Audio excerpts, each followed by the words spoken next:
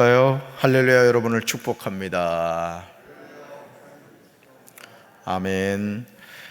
오늘 신명기 8장 1절부터 20절까지 말씀으로 여호와를 기억하라, 여호와를 기억하라, 이런 제목으로 말씀의 은혜를 나누고자 합니다.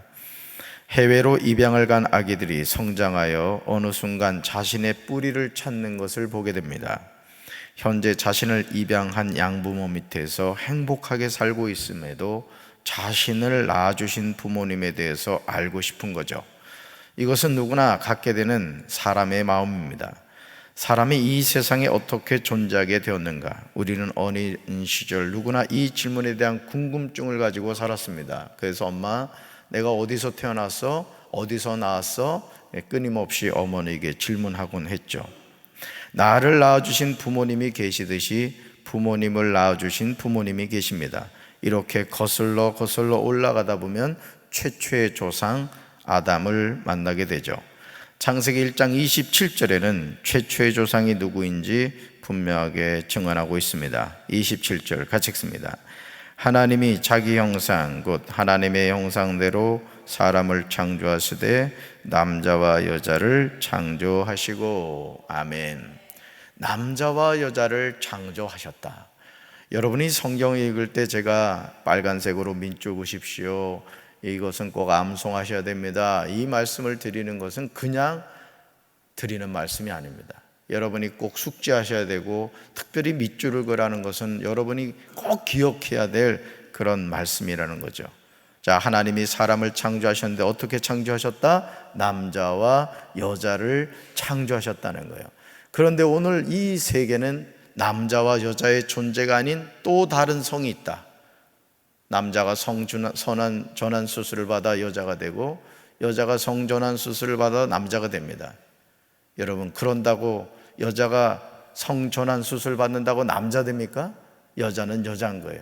호르몬제를 맞아야 되고 인위적으로 그렇게 하는 것일 뿐인 겁니다, 여러분.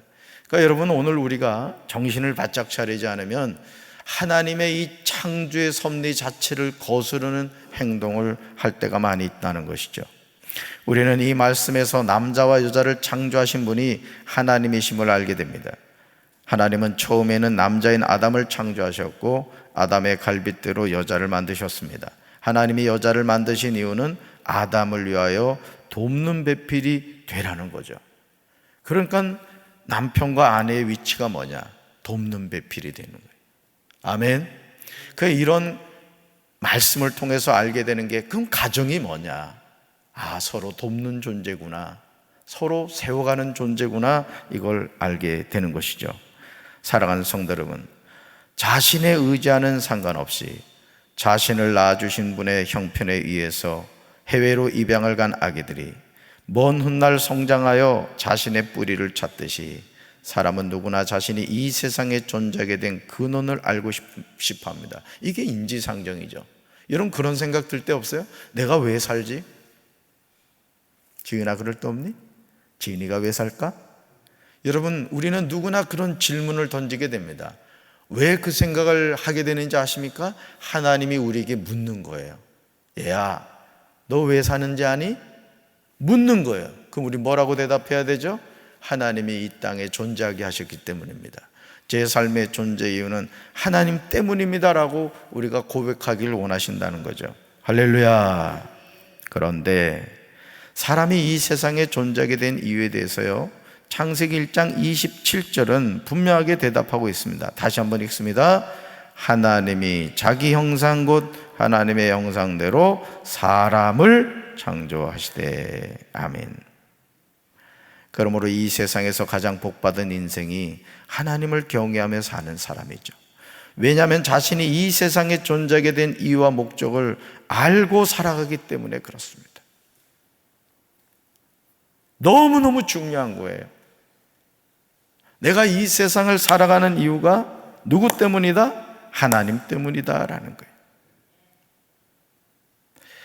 늘 일상의 삶에 쫓겨서 분주하게 사시는 분들은 시간을 내셔서 가만히 자신의 삶에 대해서 회고해 보시기를 바라요. 그러면 한 가지 중요한 사실을 깨닫게 될 겁니다. 바로 그것은 내가 사는 이유가 나에게 있는 것이 아니라 하나님께 있다는 것이죠.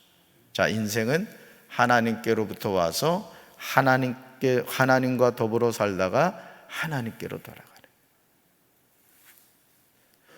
여러분, 이거를 우리가 알고 살아가면요, 인생의 방향이 바뀌어지는 거예요.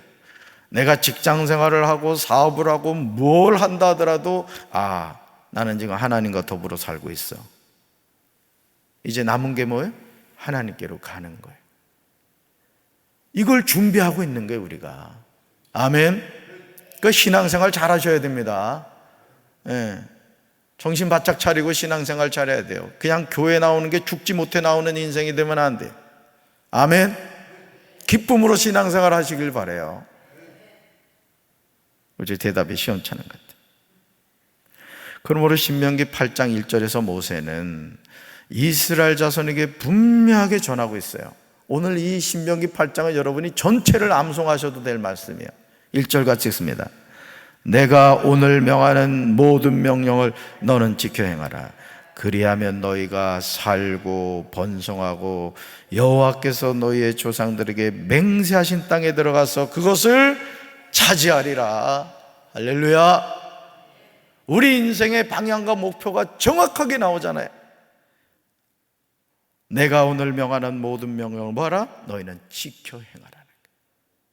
그리하면 너희가 살고 번성하고 여호와께서 너희 조상들에게 맹세하신 땅에 들어가서 그것을 차지하리라. 여러분, 하나님이 맹세하신 땅이 어디입니까? 가나안 땅입니다. 영적으로는 어디예요? 우리가 들어갈 천국이란 말이죠. 천국. 사랑하는 성도 여러분, 잘 살길 원하세요? 번성하길 원하십니까? 하나님이 맹세하신 땅에 들어가서 그것을 차지하기 원하십니까? 그렇다면 하나님이 명하는 모든 명령을 지켜 행하는 삶을 사시기 바랍니다. 내 모든 삶이 하나님의 손에 있습니다. 이걸 아셔야 돼요. 내 모든 삶이 하나님의 손에 있다는 거예요. 어제도 대신방이 끝나고 좀 집에 들어가서 쉴까 했더니 딸내미가 전화가 온 거예요. 내가 지금 어디 있는데 좋은 말 할 때 빨리 오라는 거예요. 시민운동장을 가야 되는데 버스를 어떻게 타야 될지 모른다는 거예요. 네 인생이 네 마음대로 해라. 제가 그러겠습니까? 그냥 또 쫓아가서 제가 그냥 일일 또 택시기사가 돼가지고 어디로 모실까요? 시민운동장으로 가자. 차비도 못 받고 모셔다 드리고 또 왔습니다. 여러분, 우리 하나님이 그런 분이라는 것이죠. 우리의 삶을 인도하시고 우리를 가나안 땅 천국으로 인도하신 분이 하나님이신 줄로 믿습니다. 따라합시다. 내 모든 삶이 하나님의 손에 있습니다. 아멘. 이걸 우리가 깨달으면 걱정할 일이 없고 염려할 일이 없고 불안할 일이 없는 거예요. 왜? 하나님이 내 삶을 이끌어 주시니까. 모세는 신명기 8장 2절에서 하나님이 이스라엘 자손에게 광야에서 40년 동안 걷게 하신 이유에 대해서 분명하게 말씀합니다. 아주 그냥 오늘은 다 외워야 될 말씀이에요. 2절 같이 읽습니다. 2절. 내 하나님 여호와께서 이 40년 동안에 내게 광야의 길을 걷게 하신 것을 기억하라.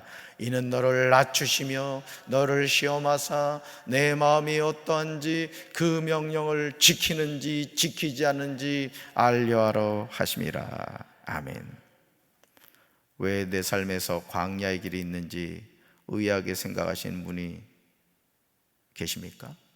His will? His will? 네. 그 곡을 이 광야에선가 그 곡을 그 작사 작곡한 그 자매가 그 간증하는 거를 제가 들었어요. 제가 언젠가 말씀을 드렸을 거예요. 부산 아가씨인데 그 의대를 간 그 청년하고 이제 연애를 한 거예요. 연애를. 근데 아들을 잘 낳아서 그런지 그 남자친구 쪽 부모님이 아주 그냥 그렇게 아주 모욕을 주더래요. 엄마가 이제 이 자매의 엄마가 이제 가서 그 남자 쪽 어머니를 만나고 들어와서 그 얘기를 하더라고요. 내 생에서 이렇게 모욕적인 것은 처음이었다. 그러니까 너무너무 상처를 받은 거예요. 잘난 아들도 없다고 말이죠. 아주 요즘 말로 개무시를 한 거야. 그 결국은 이제 그 남자친구하고 이제 헤어졌는데 근데 하나님은 더 멋진 남편을 준비해 놓으셨다. 자기가 쓰던 그 신딘가를 팔려고 했는데 그 서머스마 같은 사람이 직접 만나겠다고 하더라는 거예요. 그래가지고 만나가지고 이 남자가 그냥 눈이 멀어버린 거야. 근데 알고 봤더니 그 시아버지가요, 대장금인가 그거 한 감독이더라고. 그러면서 그 시아버지가 그런다는 거예요. 어쩌다가 너같이 이렇게 이쁜 며느리가 우리 집에 들어왔는지 모르겠다는 것이지. 그러니까 의대 간 그 신랑 짤이 만났으면 맨날 그냥 부엌대기 됐을 텐데 지금은 아주 그냥 이렇게 된 겁니다. 그러니까 여러분, 우리가 광야의 길을 걷는다고 낙심하지 마시기 바랍니다. 더뎌지는 것 같고 안 되는 것 같아도요, 하나님 그분에게 초점 맞으면 늦는 것 같은 게 빠른 거예요, 우리 인생이. 믿습니까? 어째 이렇게 아멘이 시원찮아? 아멘.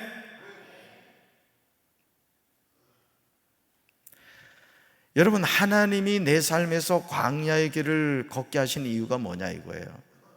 그걸 우리가 기억해야 돼요. 첫째, 나를 낮추시기 위함이라. 교만하지 않게 하려고 하는 거예요. 오직 하나님만을 바라보게 하는 거예요. 둘째, 나를 시험하시기 위해서. 정말 나를 온전히 의지하고 있는가? 하나님이 시험하신다. 무엇을 시험하십니까? 나의 마음이 어떠한지를 알려 하심입니다. 내가 하나님의 명령을 지키는지 지키지 않는지 알려 하심이에요. 광야의 길은 나의 믿음을 테스트하는 과정이라는 거예요. 누구나 지나가는 그 광야의 과정인데, 그 광야의 과정을 믿음으로 통과한 사람은 천국을 가는 거고, 그 광야의 과정을 불신앙으로 섬기는 사람은 광야에서 다 죽어버리는 거예요. 지옥 가는 인생이 되고 만다는 것이죠. 여러분 기억하십니까? 광야의 길에서 굶어 죽은 사람이 없어요.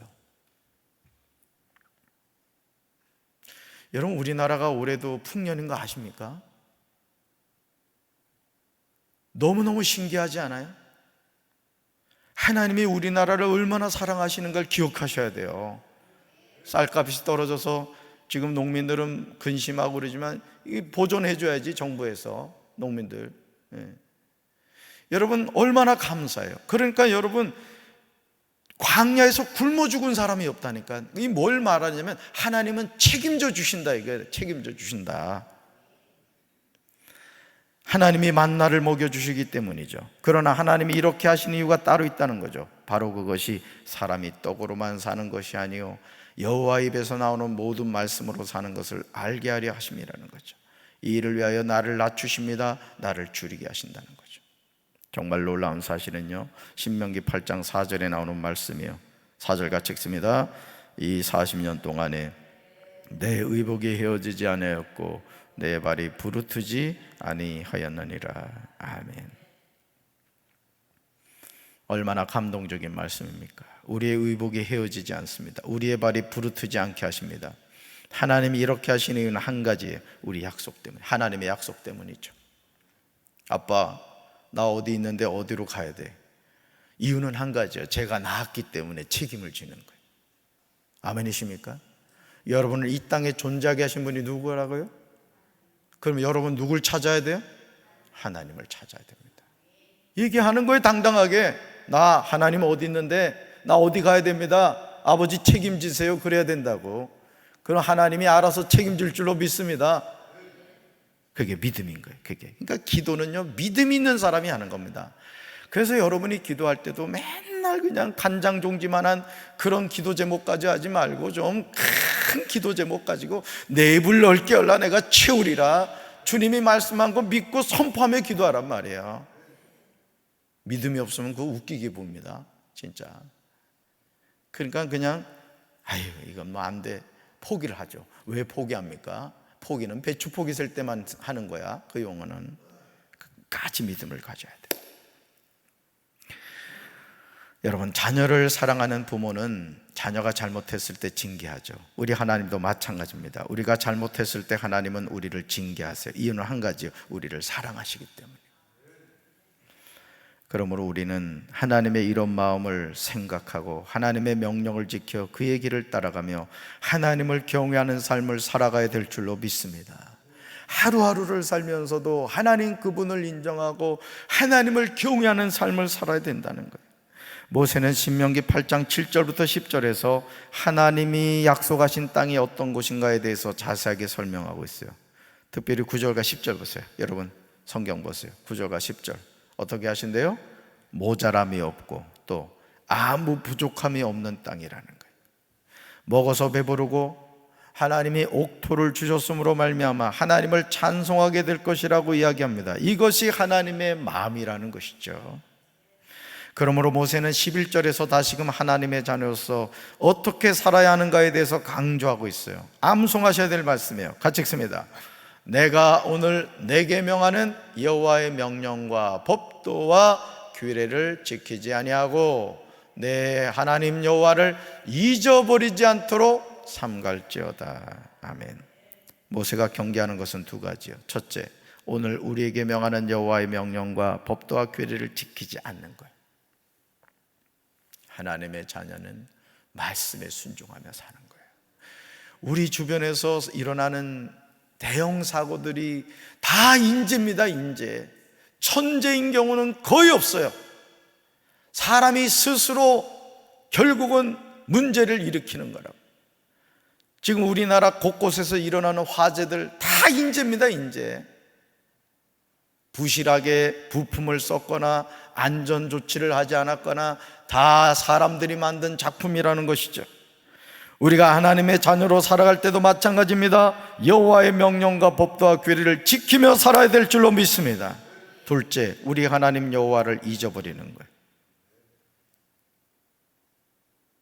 하나님을 잊어버리는 인생이 되지 마시기 바랍니다. 나를 낳아주신 부모님을 기억하는 것이 효도의 기본입니다. 살아계신 하나님 그분을 생각하며 살아가는 것이 하나님의 자녀의 도리인 줄로 믿습니다. 여러분은 자신이 이런 일이 없을 거라고 확신합니까? 그러나 믿음의 경주를 하던 많은 형제자매가 어느 순간 믿음의 길에서 떠났음을 알아야 돼요. 장로가 교회를 떠나고 권사가 교회를 떠나고 집사가 교회를 떠나요. 교회를 다니던 성도가 교회를 떠납니다. 여러분, 오늘 우리 주변에서 이런 일들이 얼마나 많아요. 정말 정신 차려야 됩니다. 여러분 자신의 믿음을 지켜가시기 바라요. 아멘. 모세가 이스라엘 자손에게 가장 염려하는 내용이요 14절 상반절에 나와요. 같이 읽습니다. 내 마음이 교만하여 내 하나님 여호와를 잊어버릴까 염려하노라. 아멘. 여러분 자녀들 가운데 교회 떠난 자녀들 많죠?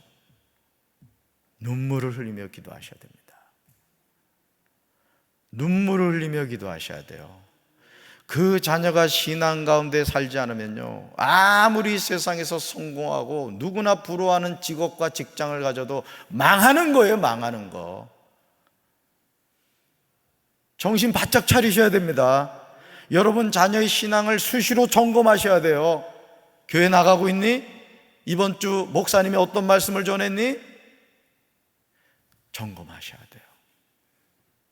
그래서 여러분이 육신의 눈에 흙이 들어오기까지는 여러분이 정말 그 자녀의 영혼을 위해 기도하시고 기도하시고 또 기도하셔야 됩니다. 우리 할아버지 할머니들 후손을 위해 기도하셔야 돼요. 하나님을 떠난 자녀들이 너무너무 많아요. 지금 내가 대신방 하면서도 이래 보면은 그런 자녀들이 많아요. 진짜. 근데 거의 그냥 뭐 마음을 비워. 아유, 교회 안 나가고 있어요. 중고등학교 때는 열심히 다녔는데 그 어떡하자는 거야? 네? 그대로 놔두실 거예요, 여러분? 예수 안 믿으면 어디 가요? 예수 안 믿으면 지옥 갑니다. 여러분 자녀 지옥 가는 거 놔두시겠어요? 담임 목사가 이런 얘기한다고 기분 나빠하지 마세요. 성경이 증언하는 진리란 말이에요. 진리. 다른 것 좀 부족하더라도 신앙생활 똑바로 하는 자녀들 세워가시기 바랍니다. 기도하고 기도하고 또 기도하셔야 돼요. 어떻게 마귀에게 여러분 자녀를 빼앗기시겠습니까? 병들어 고쳐주었더니 오히려 세상으로 나가요. 가난하던 사람을 부유하게 해줬더니 그 부유함이 자신의 수고로 된 줄 착각하고 물질의 노예가 되어버려요.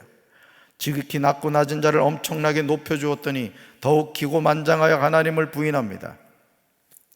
여러분 윤석열 정부를 바라보면서 우리가 안타까운 게 뭐예요?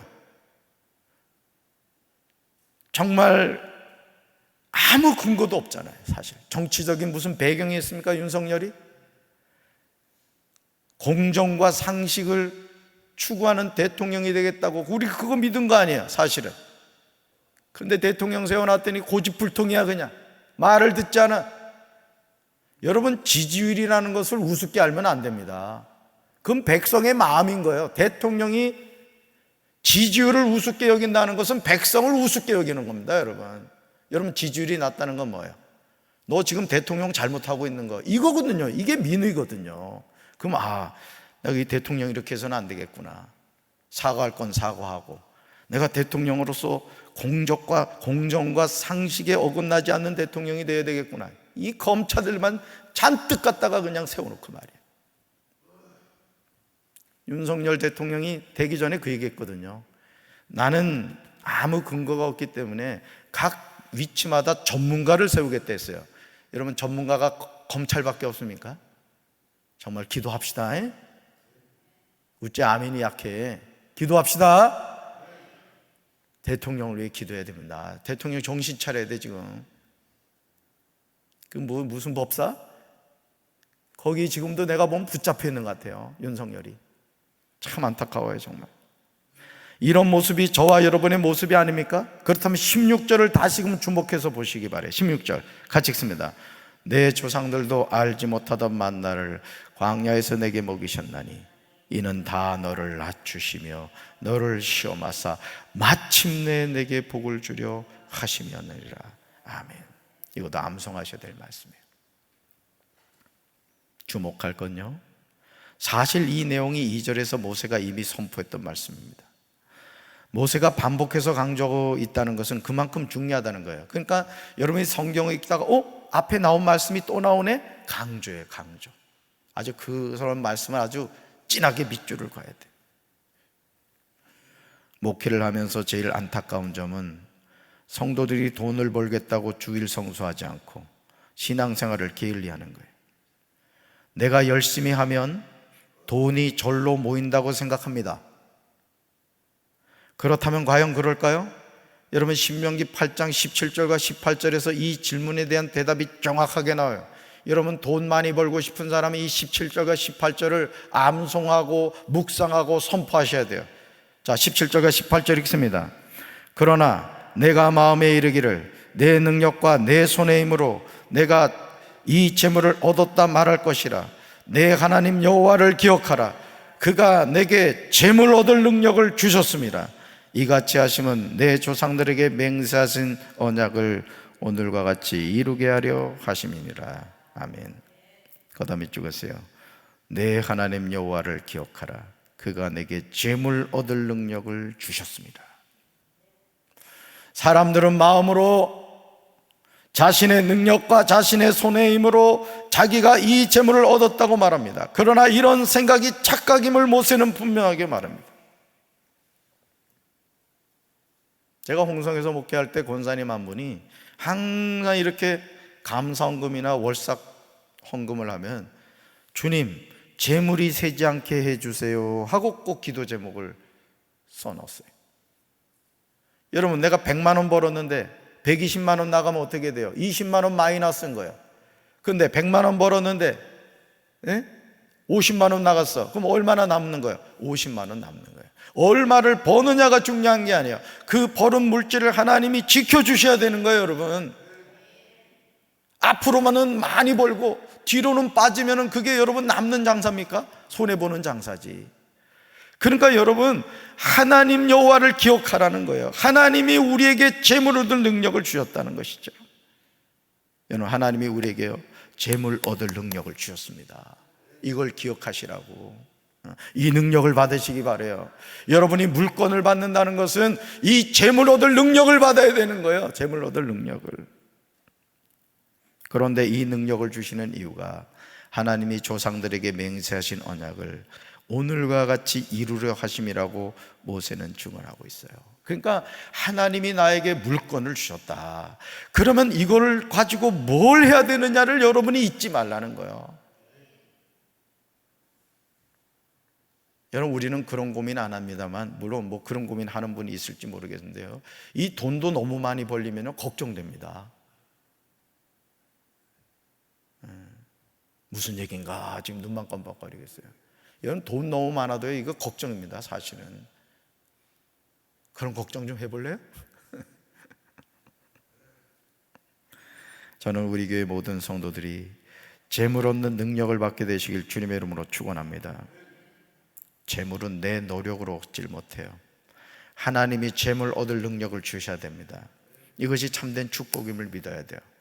그래서 이 세상의 사람들은요, 하나님이 재물 얻을 능력을 안 주셨는데 인간적인 방법으로 재물을 얻으려고 하니까 어떻게 해요? 불의한 방법을 쓰는 거예요. 이건 망하는 거죠. 여러분, 하나님이 주신 물질을 얻게 되시기 바랍니다. 그게 축복입니다. 그러니까 정말 축복이 뭔가를 여러분 아시라고요. 만일 하나님을 잊어버리고 다른 신들을 따라 그들을 섬기며 그들에게 절하면 반드시 멸망할 것이라고 모세는 강조합니다. 그러면서 20절에서 망하는 이유를 분명하게 정해요. 왜 망하느냐? 20절 같이 읽습니다. 여호와께서 너희 앞에서 멸망시키신 민족들 같이 너희도 멸망하리니 이는 너희가 너희의 하나님 여호와의 목소리를 청종하지 아니함이라. 아멘. 거기다 미치고 있어요. 이는 너희가 너희 하나님 여호와의 소리를 청종하지 아니함이라.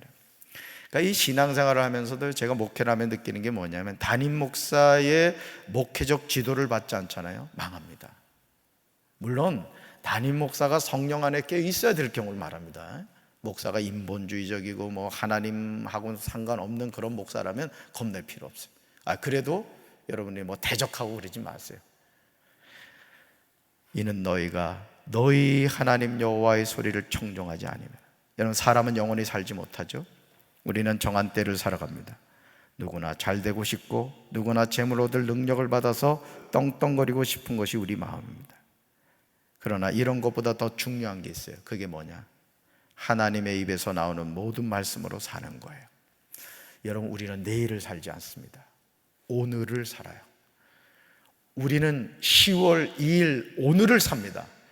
오늘 이 하루를 여러분이 새벽 기도로 시작하셨습니다. 저녁에 머리를 베게 될 때까지 여러분 하나님 안에서 믿음으로 사시길 바랍니다.